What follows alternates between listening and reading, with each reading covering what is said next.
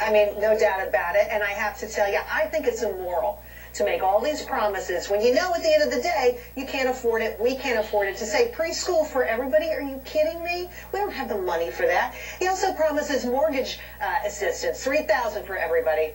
This is just crazy talk, and I think it's immoral to put this across as something that's actually doable when it's not. They're amazing, man. They really are. So having preschool for kids is immoral and it's crazy talk. And her reasoning is, oh, we can't afford it, right?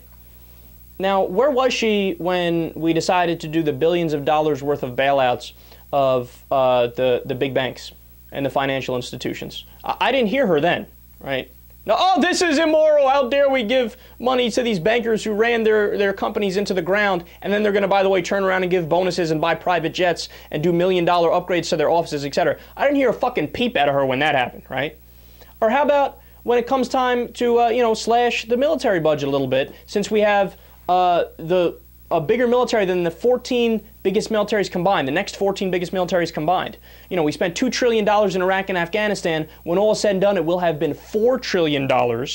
We have 900 military bases overseas. But have you ever heard her say, oh, we want to have a strong military, but we just can't afford it. It's immoral and crazy talk to keep funding the military like we are. So there never a peep when it's money for private companies that made horrible fucking decisions and then the American taxpayer had to bail them out. Nothing immoral or crazy about that. Not a peep about the offense spending, our military budget. Not a peep about how that's immoral and crazy. Not a peep about how any subsidy to ExxonMobil or Chevron is crazy. Not a peep about how any form of corporate welfare or special deductions and loopholes which cost billions of dollars to already rich corporations, right? Not a word about how that's immoral and crazy. Not a word about pork barrel spending, bridges to nowhere in Alaska. Nothing about that being immoral and crazy. No, no, no. When it comes to educating your children to try to have what's called an equal playing field. So we have this little thing called equality of opportunity. So the rich kids don't start out on a naturally higher pedestal in life, right? So when we try to even the playing field and be smart and try to work towards equality of opportunity, that's crazy talk. That's immoral.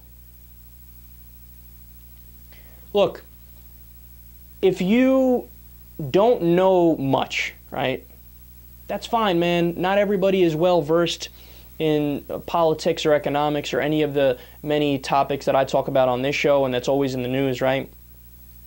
But have a little bit of fucking humility, right? That's the point. It used to be that when somebody didn't know anything or wasn't well versed on a given topic, you don't go out there and come up with some opinion that you think makes sense, but it's really visceral and you're not well researched on it and you just spew it, right? It used to be, no, I'm really not too qualified to talk about that. And then you learn, and then over time you'll form an opinion and get some facts to back up your arguments, etc., etc. But these assholes on Fox News, nothing gets under my skin more than somebody who's loud, who's obnoxious, who's arrogant, who sounds so certain, right?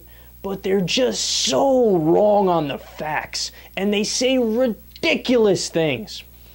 And that's Fox News, man. That is Fox News business model to a T.